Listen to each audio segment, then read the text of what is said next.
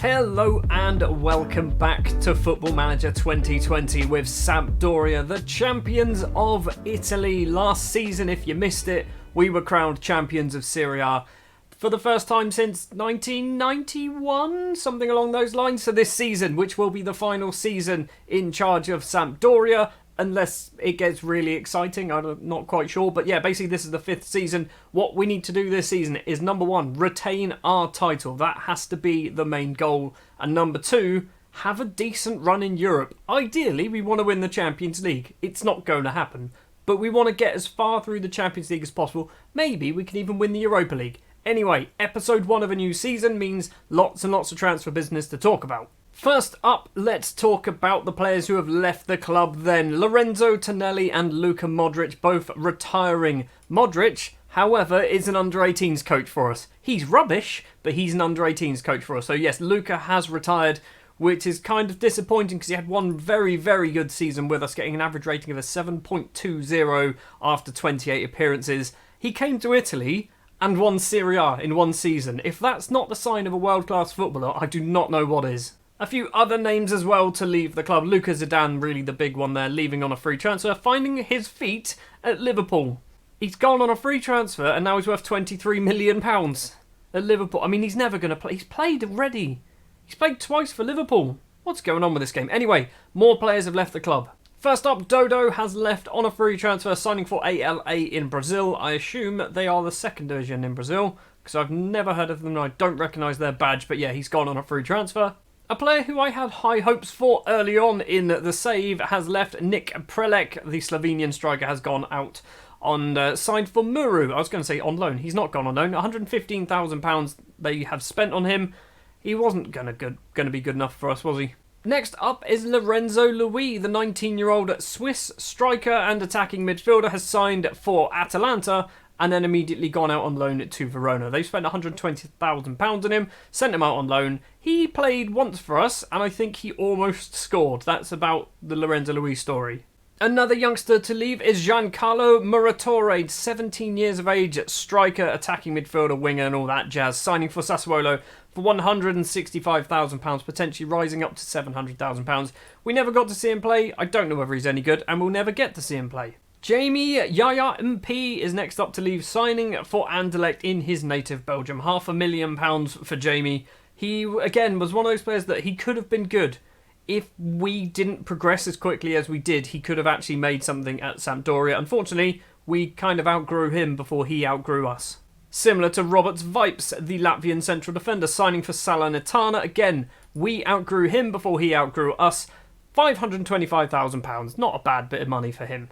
Next up is Mikael Damsgaard, 23 years of age, Danish midfielder. He's left, signing for FC Norgesland for £800,000. Now, you'll look at that and think that's a big loss in money. It is, but I didn't pay that money for him. That was already agreed before I joined the club.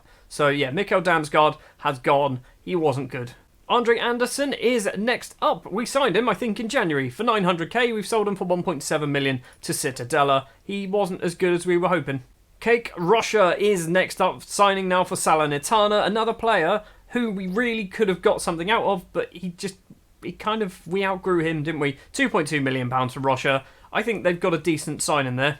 And finally, the big one, Dirk Proper has left, signing for Udinese for nearly £5 million. 4.8 in total. I think we do have a sell-on in there as well. For a free transfer that we brought in, we've made a decent amount of profit on him.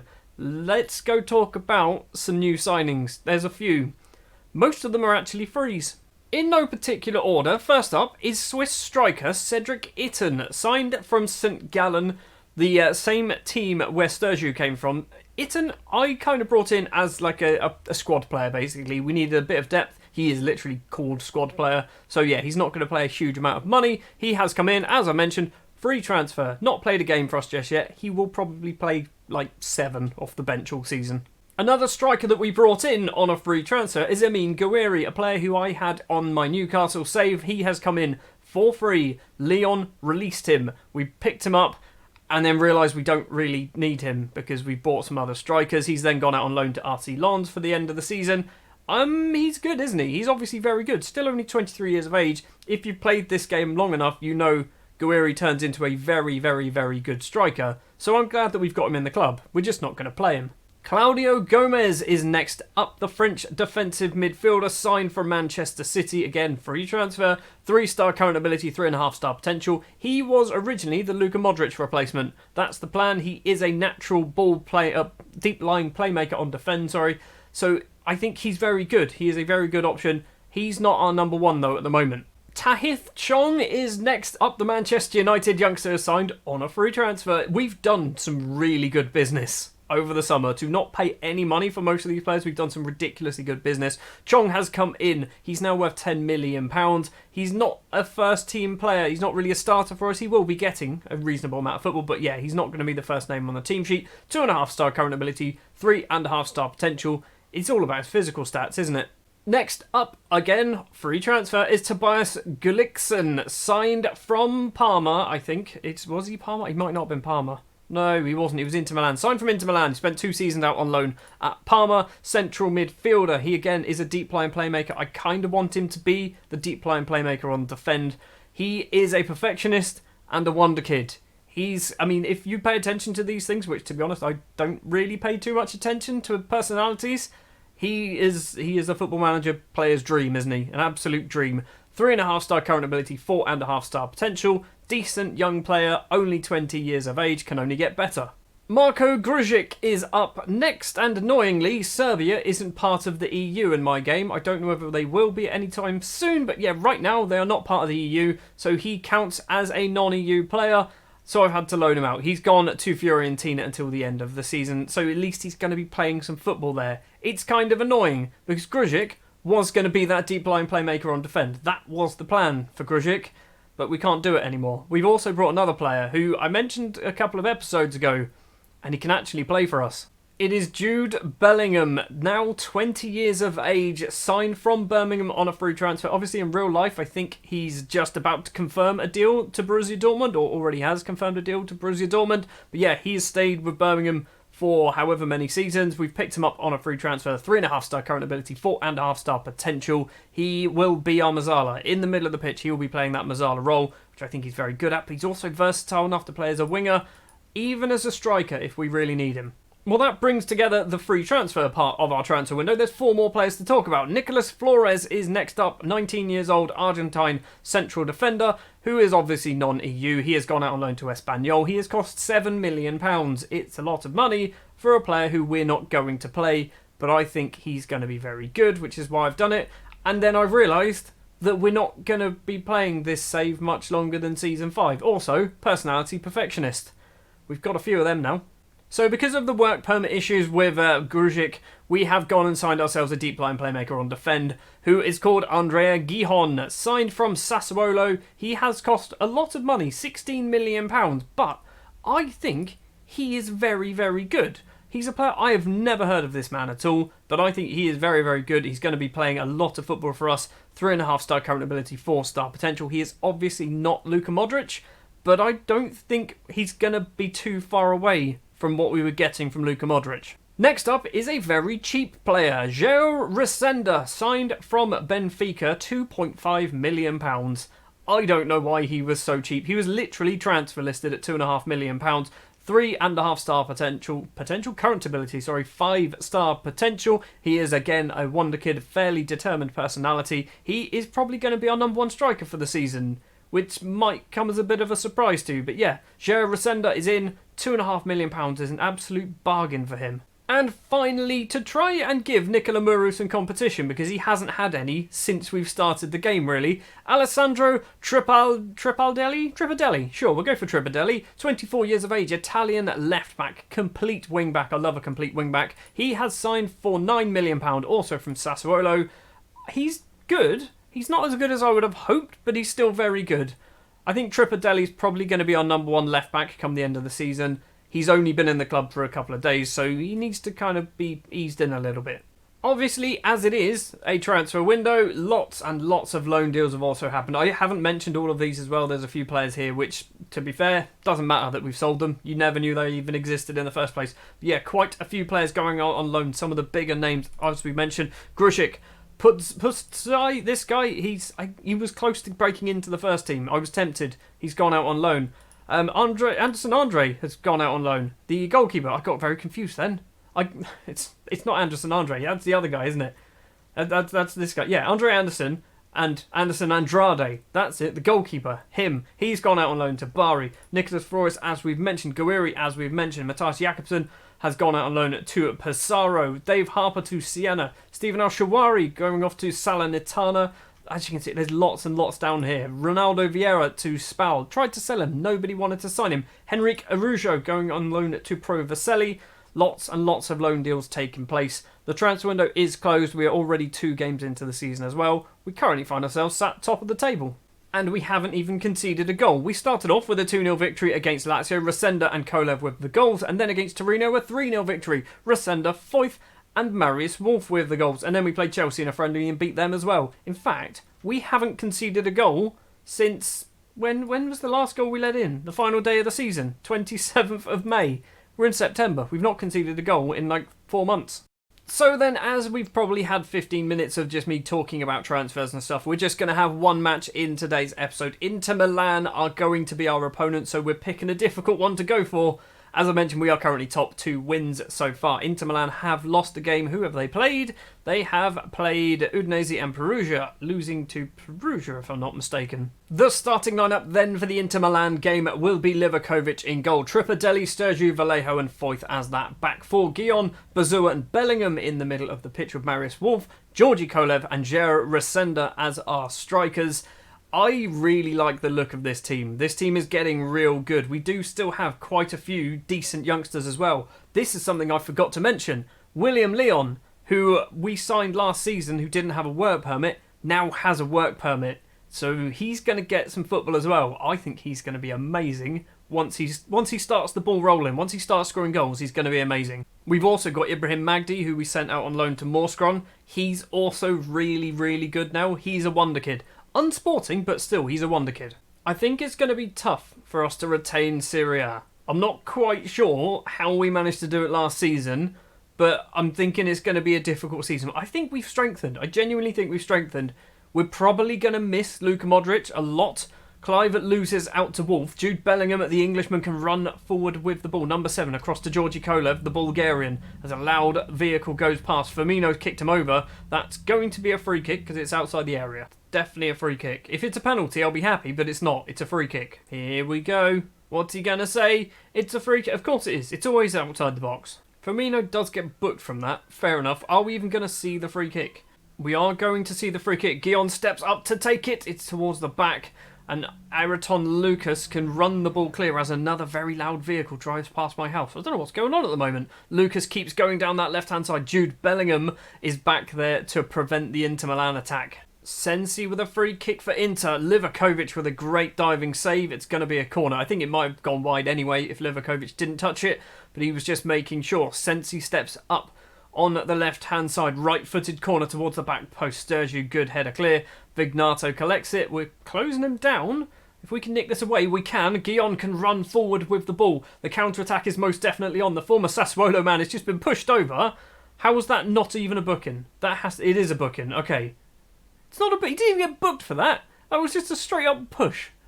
We've got the ball once again with Sturgiu. Sturgiu all the way back though to Livakovic, the Croatian goalkeeper. The only Croatian in our side now, I think. Bazua to Vallejo, forward. Jude Bellingham. He's going to run down that middle to Georgi Kolev. Over the top, doesn't find Marius Wolf. Instead, the goalkeeper makes an absolute shambles of it. Wolf is there to collect the rebound. It's 1-0 against Inter Milan. Was not expecting that to happen. Highlight straight after the goal, though. So maybe Inter coming straight back into this. We've got 4.5 minutes of first half action to play. Firmino can run with the ball after getting past the Bellingham tackle. Has to stop Guga now, who should have a yellow card. Tries to cross it in. Tripadelli, though, blocks the ball. And now the other former Sassuolo player can run down the left-hand side. Long ball. Resenda, the Portuguese, goes one-on-one with the keeper. Forces a good save out of Donnarumma. And Lucas keeps the ball in play as well to stop the corner. Still not at half-time. Lucas to Firmino. Lots of space for Bobby Firmino. Justin Cliver into the penalty area. Is he going to cross? Can't cross. Firmino once again curling effort. I think that hit the bar. It did. Sturgiu can get the ball clear. Half time then, it's been fairly even, and that is shown exactly by the match stats. 7 shots each, 5 shots each on target as well. But we are 1-0 to the good. I'm going to passionately say to you, there's a lot more to come. Okay, he looks extremely delighted. I was trying to get rid of the nervous body language. It didn't really work. I've not done any changes at half time because I don't think we really need to, although Leon might be coming on for Resenda around 65-70 minutes, possibly even earlier. He's coming on at 60. Resenda off for Leon, Kolev off as well for Chong. And then do we swap you two over? Yes, we do. That's what we're going to go for. And then we're also going to give them a get creative. I just want to get a second goal. That'd be nice. Sensi with the corner though for Inter Milan. Towards the back post. It's Alessandro Bastoni. It's 1-1. That's not ideal after we've just done subs and given them a shout. Did we even give them the shout? I don't think we even gave them the shout.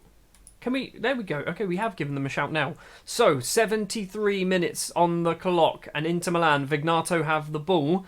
Coming forward over the halfway line. But we are putting a lot of pressure on them. It's on that left-hand side. Cucurella heads down to Lucas. Lucas can run down the left-hand side. Chong doesn't get there. It's a mess up at the back. And we are going to lose against Inter Milan. Oh, that was just awful defending. How was Chong taking the blame for that goal? That was not Chong. That was Tripadelli and Sturgeon. So Chong is getting blamed for this. That's Chong. So what did he do? What did he do to cause that? Sturgeon and Tripadelli were at fault 100%. Guga's free kick to Sensi back to Guga. Is this going to be a potential third for Inter Milan? Marius Wolf obviously swapping sides to the left-hand side. Is he going to go backwards? Does go all the way back to Sturgeon. He's going to go all the way back to Livakovic in goal. So why did the highlight not start there? Guillon back to Vallejo.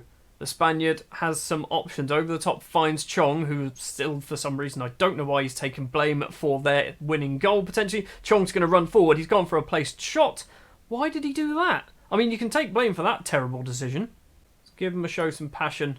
And let's also, we've got 5 minutes, so probably pause the game. We're not going to get anything from this. Oh, we are not going to get anything from this. We're going to do Cedric Itten on... Yeah, Itten, sure. Itten can come on that left-hand side for Marius Wolf. We're not going to get anything out of this game. Hold on a moment. Maybe we will. Bazoa across to Guillon. Now Jude Bellingham. Back to Bazoa. Guillon once again. We're going the wrong way.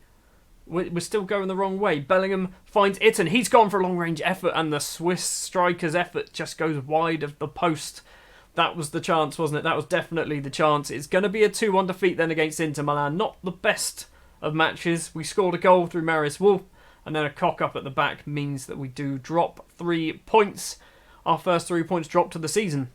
So with that, then we drop down to 3rd place. Milan and Bologna go ahead of us. Milan actually drawing their match with Atalanta, so they only go ahead of us by 1 point. Bologna, who I think must have won their game. Where are Bologna? Where are Bologna? They did. They beat Fiorentina. They're literally the second match. They beat Fiorentina, but they've already drawn a match as well this season. So we're still not too far off the pace.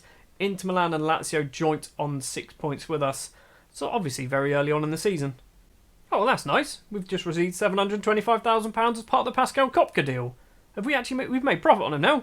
We've actually made profit on him. There you go. We are almost at the end of the episode, but what we're going to do quickly is I'm just going to tell you about our Champions League group. It is Liverpool, it is Bayer Leverkusen, it is Sampdoria and Celtic. It is a tough, tough group.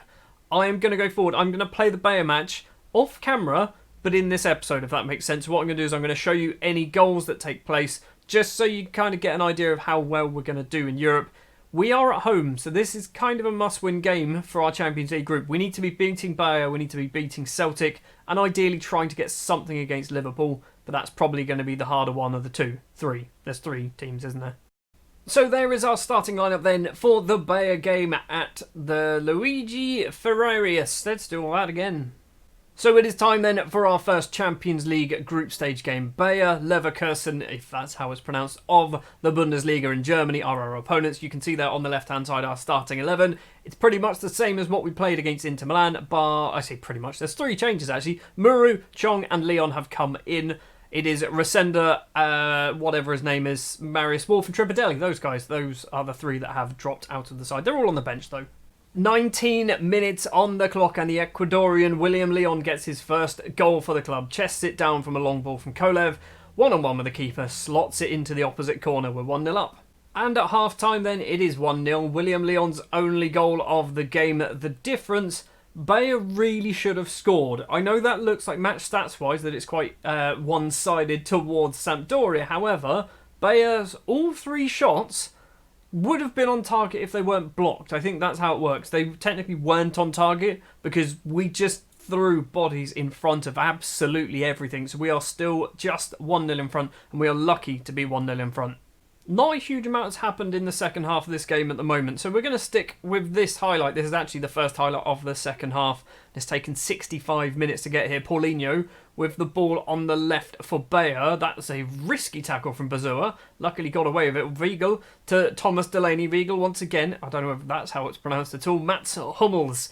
Long ball towards the right-hand side. Palacios to Havertz. Palacios again loses out. Gullikson gets it. Kolev and Leon passing between the pair of them. And now the young Bulgarian wonder kid down that left-hand side. He's got 2 in the box. Can't get his cross away. It's going to give him to Muru eventually. There you go, buddy. Wake up. Muru crosses it in. William Leon's headed effort goes over the bar. I'm actually quite glad I haven't shown you this match on camera properly because literally there's been 2 highlights in the second half and about 3 in the first half. It's been pretty dull, and it looks like we are going to pick up the 3 points in our opening Champions League game. We've got 30 seconds left to play. We're going to stick with this highlight. Number 7, Paulinho crosses the ball in. Havertz is there. Livakovic fumbles the ball, somehow manages to get his hands on it.